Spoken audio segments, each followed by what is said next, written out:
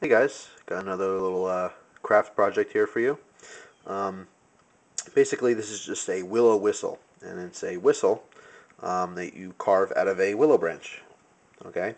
Actually, I had made a video. I wanted to show you how to make this step by step, but it turned out to be 3 or 4 videos, and I didn't really want to post it like that. So basically, I'm going to go through how I made it without actually showing you me making it. You can see here, I mean, with, all these shavings here that I did actually just make one. I got a piece of willow branch. The reason you want to use willow wood for this is because the bark very easily, especially early in spring, will kind of come off like a sleeve, and I'll show you that in just a moment. Um, I got this off of a weeping willow tree that was on my grandfather's property. It was actually a branch that had broken off, from a storm. I did not, just cut a branch off just for my own entertainment to make a whistle. But I guess, I don't really condone, cutting trees and stuff for your amusement. But taking one little branch shouldn't really hurt the tree too bad. So I guess if you want to, I guess you could. Just make sure, it's your own property. Don't go on someone's lawn and cut up their tree. But anyway, here's the whistle. Very simple how to do this. Actually saw this. I want to give credit to the person who gave me this idea. They have YouTube videos here. I think it's the A to Z or A to Z of Bushcraft. If you just type in A-Z Bushcraft, you'll see what I'm talking about. The person. Unfortunately, I don't have their name written down and I don't remember it. But they have tons of informative videos. And this is one of them, making a willow whistle. So basically, and today I just used my Rat 3 to to do this. It's kind of light cutting chores. It's nothing heavy. But basically, what you want to do is once you have the stick like this, you're shaving your mouthpiece first, which is kind of short on the top and a little bit longer on the bottom. Okay, is where your bottom lip goes, where your top lip goes. You see there. To do that, very simply, you're going to kind of use your thumb. Rest the branch or stick in your hand like this, and use your thumb to kind of guide this forward. Okay, like I said, you just cutting just a tiny little notch on either side, taking a little bit of wood at a time, which is always ideal. You see you take these little tiny slivers. It's going to be a lot easier than cutting one big chunk off. Okay, you're going to have more control, and you're going to be able to get that size just right. So kind of longer on one side, and the other side a little bit of a heavier angle down. Okay, and that's how you're cutting your mouthpiece for this whistle. Okay, pretty simple. The next step is to cut a notch a little bit down from the mouthpiece, and to do that, you're basically going to be making a straight line. Now you want this is the top part of the whistle, so that skinnier part of the mouthpiece you want on top. Okay, so it lines up directly with that. Okay, so let's say here's the skinny piece. I'm going to put my notch on top. To do that, just cut flat, make a flat line cut. Okay, and then just do that same kind of push cut right below it, and that'll meet up with the line and make a little notch. Okay, the next step is to make a line all the way around. You want to put your blade down into the wood, okay, and you're just basically trying to cut through just the bark, okay, and leave most of that wood, intact. And you're just going to rotate, okay, rotate the stick around as you have your knife there, okay. So as you rotate, you're basically making a like scoring. That's the correct word.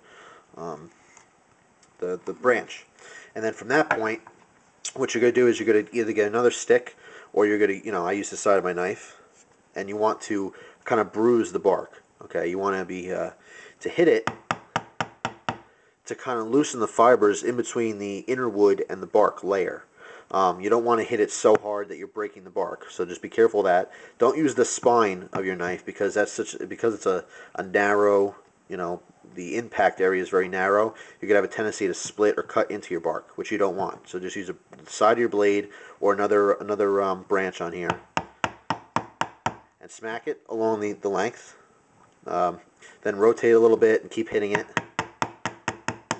Okay, rotate it, hit it, and keep doing that. And that's going to kind of bruise that bark, and the layer underneath is going to want to separate a little bit.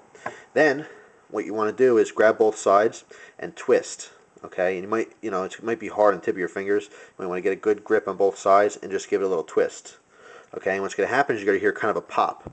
And that pop is the bark separating from the inner wood. Then you could slide the bark right off. Okay, and this is why you want to use willow. And when you slide it off, this is going to be just a straight piece of wood. But then, I want to show you the next step, which I already have done here. And let me actually get a piece of wood here. See, imagine I got this other piece to give you kind of a show you what I'm talking about. Once you slide that piece off, imagine the mouthpiece is over here. Once you slide that piece off, you're going to have just a straight piece of wood like this. Then what you want to do is on top here, your notch is going to be right there. This top part, you want to shave a thin layer off, because that's where, when you blow into the back of the mouthpiece of the whistle, that's where the air is going to come through, okay, towards the top. So you want to shave a nice little sliver off the top of here.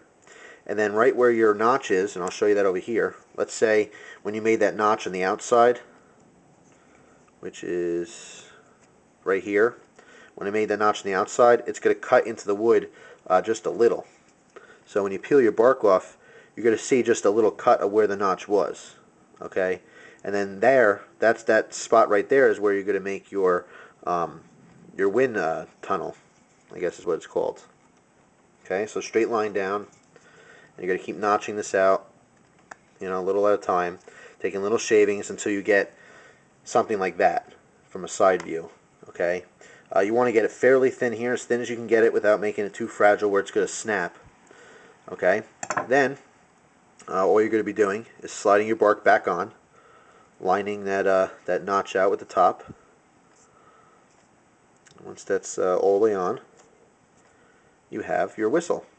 Okay, so blowing in the mouthpiece here, I don't know if you see that little tiny space on top here, that little opening, but that's where you shave the top part, and that's where the wind's going to go in and circle around the chamber, up and out, and hopefully whistle. So let's see if we can get a little whistle out of this.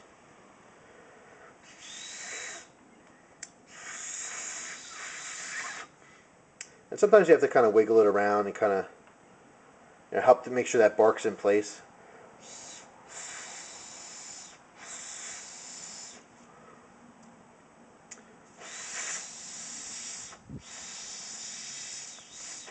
So right now I have it kind of half whistling. It's definitely not at its potential. What you might want to do is you take the bark back off, fix your little channel in there, make sure it's as big as, like I said, as big as you can get it without making it too fragile where it's going to snap. And there you go. You're going to have a willow whistle. Excuse me, kind of a little bit of a tongue twister. But let me try this again, see if I get a good whistle out of it.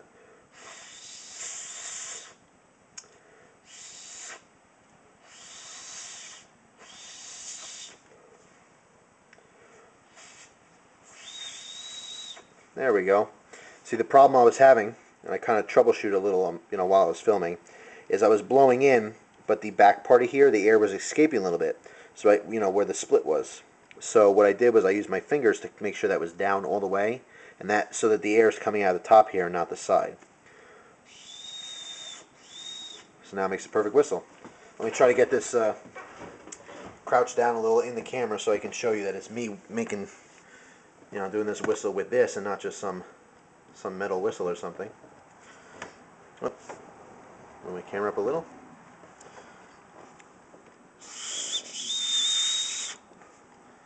Again, I'm just holding that shut there.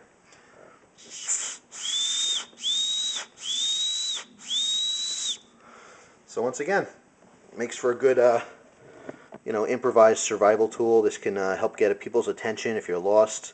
You can use it just to let people know that you're there.